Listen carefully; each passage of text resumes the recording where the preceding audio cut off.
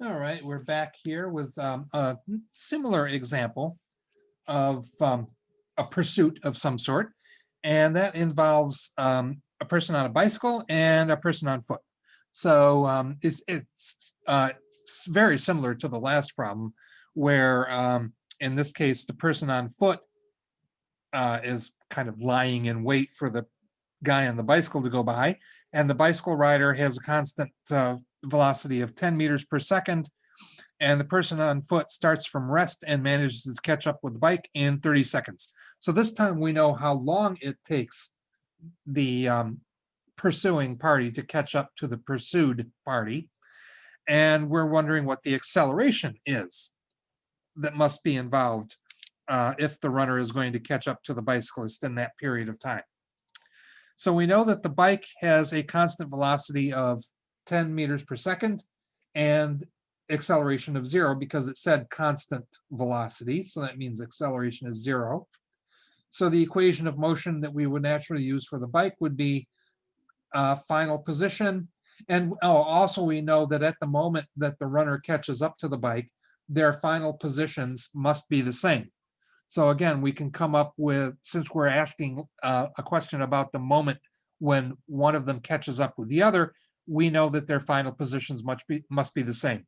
So the easiest thing to do in cases like this would be take the equation of motion that gives you the final position, xf in other words, for each of them and set them equal to each other like we did in the last example.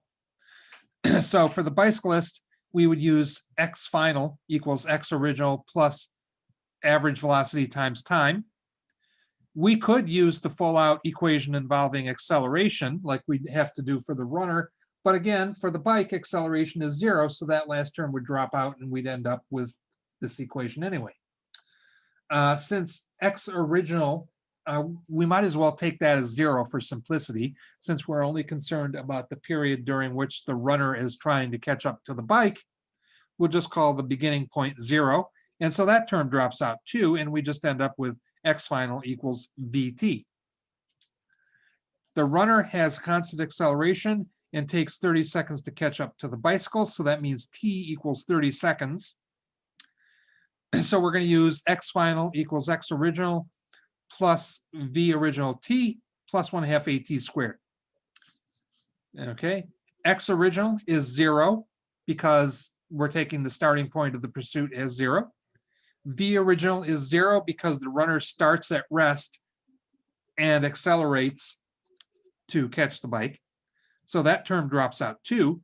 And so we just end up with 1/2 at squared as the equation that gives the final position for the runner.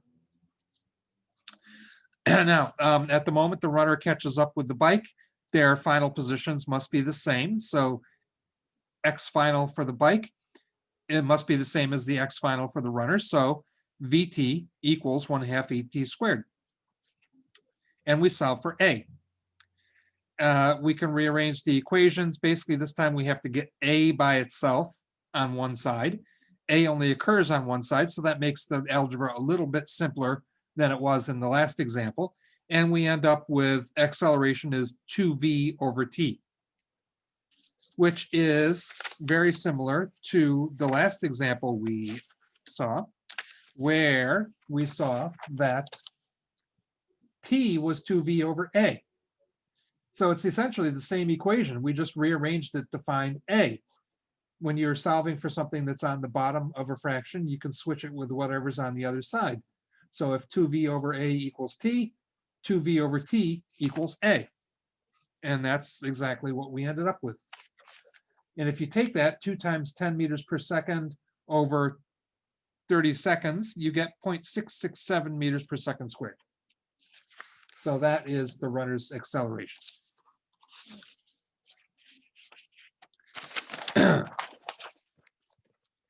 Okay, the next section is about free fall.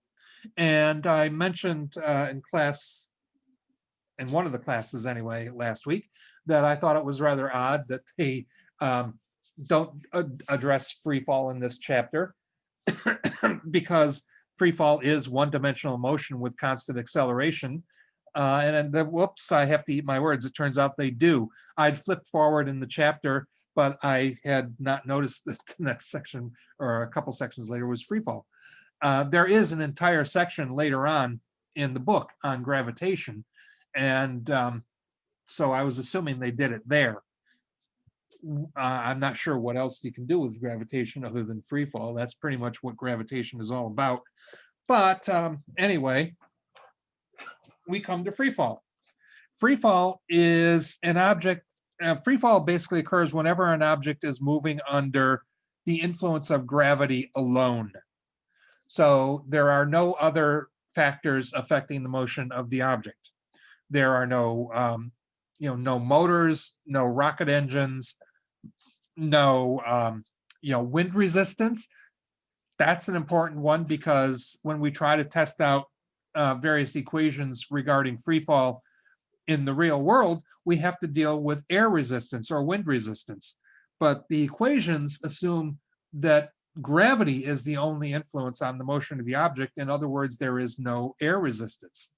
So that can be a complicating factor in the real world. And also, it's assumed that there's no friction.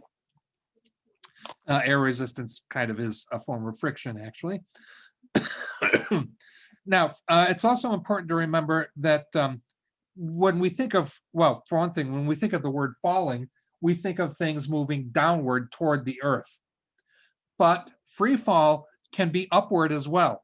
If you throw a ball straight up in the air, it will go up in the air and it will progressively slow down because of the pull of gravity. And eventually it will stop and then it will start falling. And when it falls, it'll go faster and faster and faster. Both parts of that motion, upward and downward, are considered free fall. So free fall can actually consider things moving upward. It's just that if you're moving upward, you're slowing down because of the pull of gravity. And if you're moving downward, you're speeding up because of the pull of gravity. And this isn't necessarily only the case on Earth. You can address free fall problems on the moon or other planets or any other heavenly body that's big enough to have a significant gravitational pull.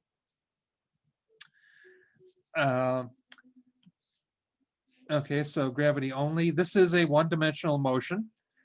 We can get to ballistic motion in the future, which is a two-dimensional motion. That's like if you have a catapult and you launch a projectile, it'll have motion that's something like that. And that's two-dimensional, X and Y.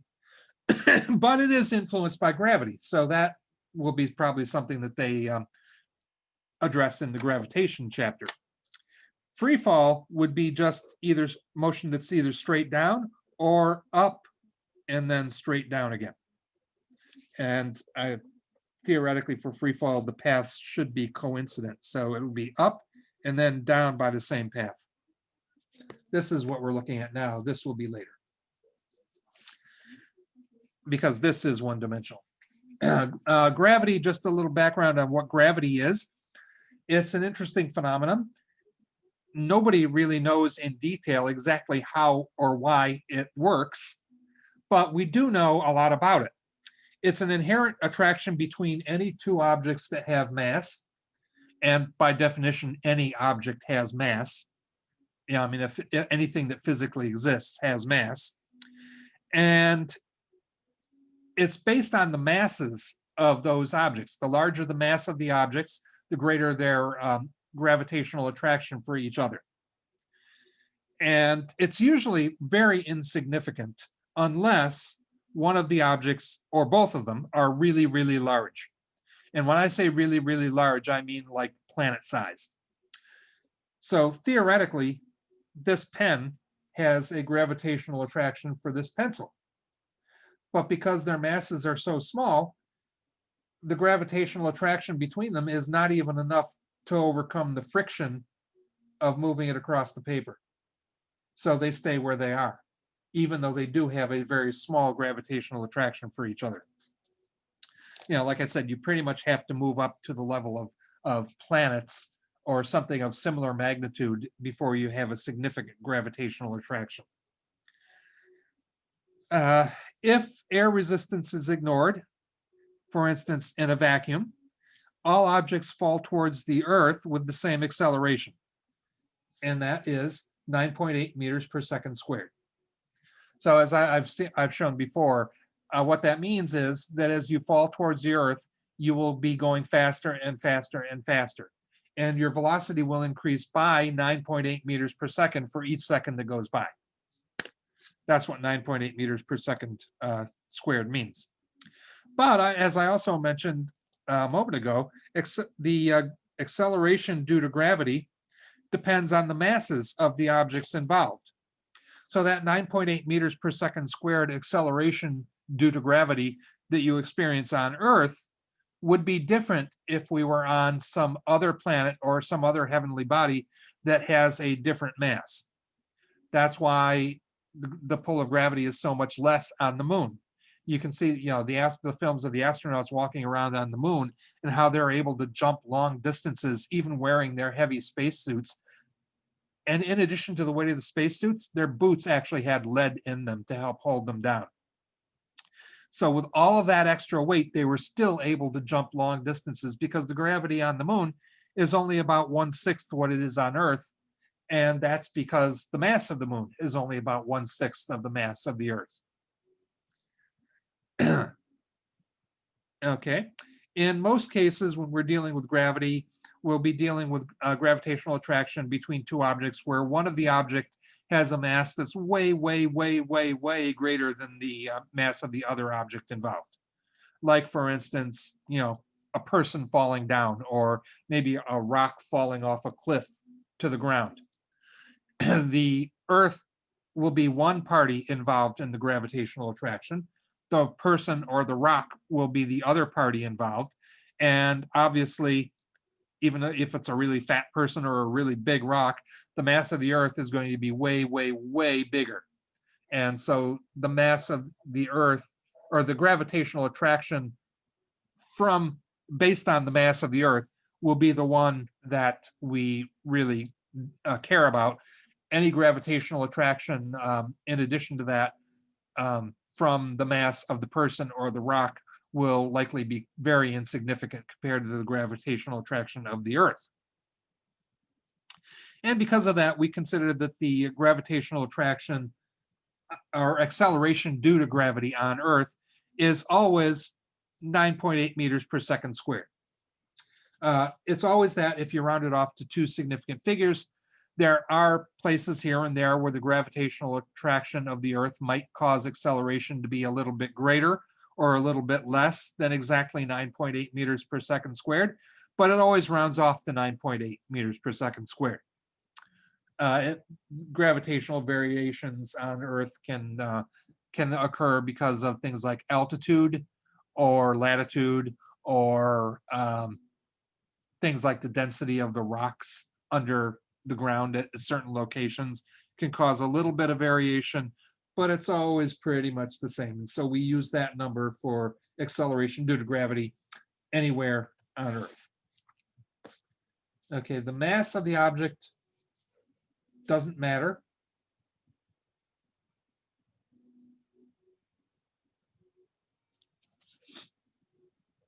Masses of the objects don't matter in a vacuum. Now, of course, the theory says that if you drop a bowling ball and a feather from the same height at the same moment, they should theoretically hit the ground at the same time. Because, again, masses don't theoretically matter. And surface area doesn't theoretically matter. And that is actually true if you do it in a vacuum. If you drop a bowling ball and a feather from the same height at the same moment in a vacuum, they will reach the ground at the same moment. But when you factor in air resistance, things are quite different. The bowling ball will hit the ground a lot faster than the feather because the feather is just going to sort of float down on the air because the feather is very light and it has a very large surface area. It's sort of like dropping, say, this piece of paper and this pen. If I drop them from the same height at the same moment, theoretically they should hit the table at the same moment, but I'm betting that the pen's going to hit first. And And it did. Because the paper, again, is like a feather. It kind of floats down on the air because it has a very small mass and it's spread over a very large area. The pencil has a larger mass than the paper, and it's concentrated in a very small area. It's also, nice to remember, although for most purposes, we don't necessarily use this literally, that gravity pulls from the center of mass of an object. Since the Earth is more or less a sphere, the Earth's center of mass is the center of the Earth. And so gravity actually pulls from the center of the Earth, not from the surface. A lot of times we use the surface as kind of a reference point when dealing with gravity. How long does it take to hit the surface of the Earth? But gravity is pulling from the center of the Earth. It could be interesting as a thought experiment to think about what would happen if gravity were actually pulling from the surface of the Earth rather than the center of the Earth. And well, for one thing, if that were the case, you would not be able to fall into a hole, because a hole goes below the surface of the Earth. And if gravity is pulling from the surface of the Earth, the moment you passed lower than the surface of the Earth, gravity would be pulling you back up again. And so you could fall into the hole, but you'd bounce right back out. And also, if you were to, say, dig a tunnel through the center of the Earth, right out to the other side, you could keep falling past the center or past the surface of the Earth toward the center of the Earth. And because of your momentum, you'd probably keep going right past the center of the Earth and out the other side, but then you would get drawn back toward the center and you'd probably ping pong back and forth a few times, but you would actually come to rest at the center of the Earth. That's where you'd stop. Assuming you didn't burn up on your way through. Okay, so one-dimensional motion involving gravity. We're going to begin with up and down motion without air resistance. And that's an important factor when we start doing experiments like this in the lab, is that all of these equations, again, describe motion in a vacuum, and they don't factor in air resistance. What this means is the velocity in questions like this will be vertical, and you can define, usually we define upward as positive and downward as negative. Or you could do it the other way around if you want, but the convention is upward positive, downward negative. So if you're going to do it the other way around, you have to be explicit and say so. If an object is dropped, basically when you drop an object, its original velocity is 0 because it's at rest. And then it goes faster and faster as it falls. So normally, if the object is dropped, then v original will be 0. Now, if you're dealing with free fall in the case where you're throwing an object upward and it's going to slow down and stop and then fall, the original velocity would not be 0. So the original velocity of an object thrown upward will not be 0. In that case, the velocity at the peak of its motion will be 0, because that's the moment when it stops rising and starts falling. And as soon as the object is released, either way, whether you're throwing it up or dropping it, it's in free fall the moment you release it. And the motion stops when the object hits any unyielding surface. And that surface is usually taken to be the ground, but it could be a floor. If you're, if we're doing something in the lab, the floor would be the unyielding surface, or if I drop the pen, the paper here is the unyielding surface. Basically, whatever stops the motion of the object. And that's even though gravity pulls from the center of the Earth. Basically, once it hits the ground or the table or the floor, it's done moving. Since the motion is vertical, we usually use y for the displacement rather than x, just as a convention. And so we end up with a series of equations for free fall, which are analogous to the equations for horizontal motion, except wherever you had an x before, you now have a y. And wherever you had an a for acceleration before, we now have negative g. And again, because we conventionally take upward as positive and downward as negative, what that means is that acceleration due to gravity is negative because it's downward. Even if an object is moving upward, it's still being it's still accelerating in the negative direction. That is, as it's moving upward, it's slowing down, and then it falls faster and faster. So that's negative acceleration. So we rearranged the equations a little bit to reflect those facts. And so for V final, we originally had V final is equal to V original plus AT. Well, now we say for free fall that V final is V original minus GT. Minus because the acceleration is downward, and G for the acceleration due to gravity. For the final position, before we would have had final position in terms of X equals X original plus V original T plus 1/2 AT squared. In free fall, what we have is the Y final, being the vertical position, is equal to the original vertical position, Y original plus V original T minus 1/2 GT squared. So again, it's negative because you're falling, or because the acceleration is downward anyway, and G because G is the acceleration due to gravity, 9.8 meters per second squared.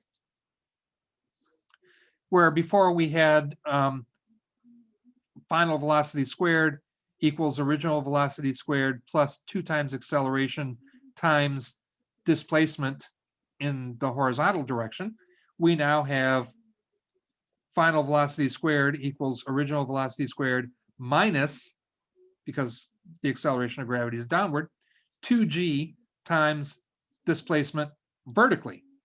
So that's y final minus y original. So whenever you're dealing with a free fall type problem, you would want to do a few things. First of all, be sure that you're clear on which direction is positive and which is negative. Like I said, it's customary that upward is positive, but you don't have to do it that way. You could do it the other way around.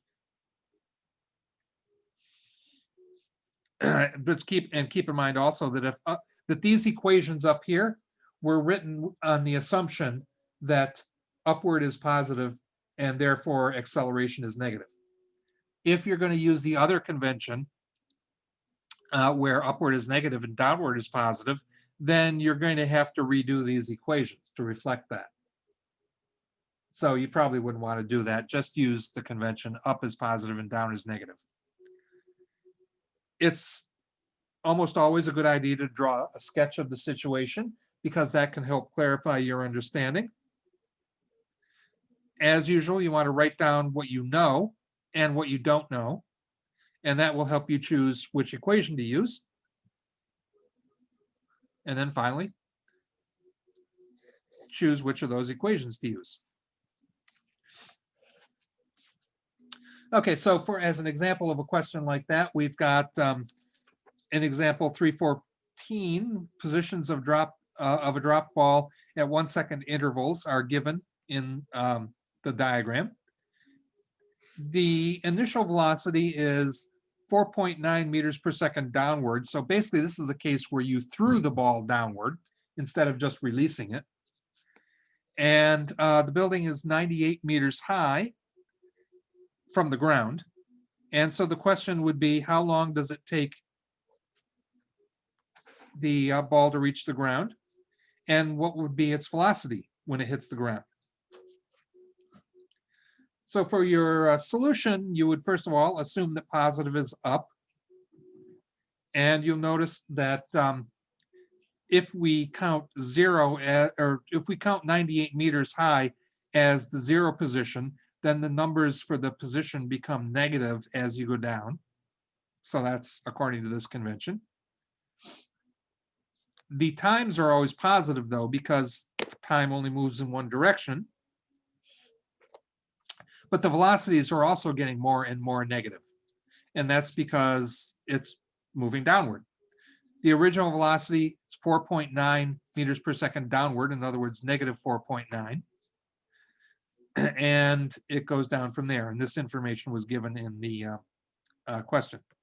So if you want to find the time when the position is negative 98 meters, okay, we start with position 0 at the top of the building, and the bottom of the building, therefore, would be negative 98 meters. So we use the y final equals y original plus v original t minus 1/2 gt squared.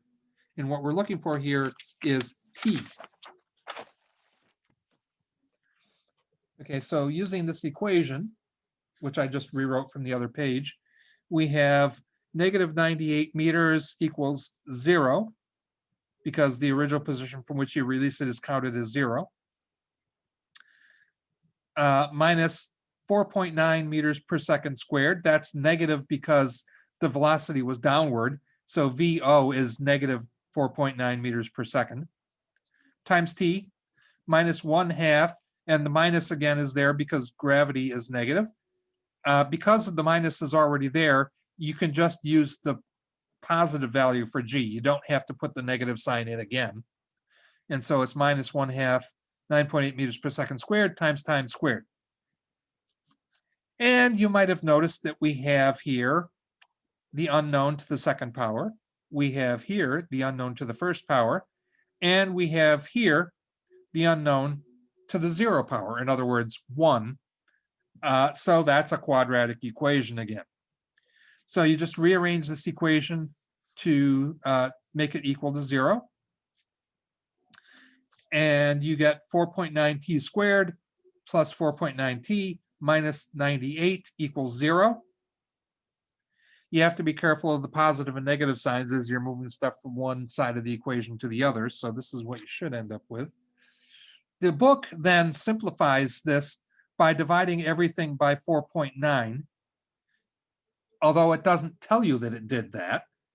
And it suddenly ends up with this, t squared plus t minus 20 equals 0, which is a little simpler to do for the quadratic equation, but that depends on you noticing that everything here is divisible by 4.9.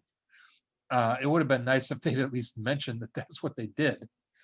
But anyway, I'm going to use it the original way, because I'm assuming that you probably wouldn't notice that. I wouldn't have noticed it. I would have just done it this way. So again, the quadratic equation, negative b, and the coefficients are a is the coefficient for the unknown squared, b is the coefficient for the unknown to the first power, and c is the coefficient for the unknown to the 0 power. So negative b plus or minus square root of b squared minus 4ac over 2a. That means negative 4.9 plus or minus the square root of 4.9 squared minus 4 times 4.9 times negative 98. And again, don't forget that negative on the 98, because if you do, you're going to be trying to take the square root of a negative number. And that wouldn't be pretty. And all of that is over 2 times 4.9.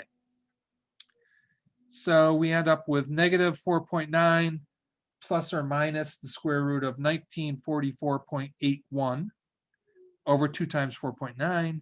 So that's negative 4.9 plus or minus 44.1 over 9.8. And that gives us two answers. One would be plus 4 and the other would be minus 5. Since we're dealing with time, it has to be the positive number. Time cannot be negative. And so plus 4 it is.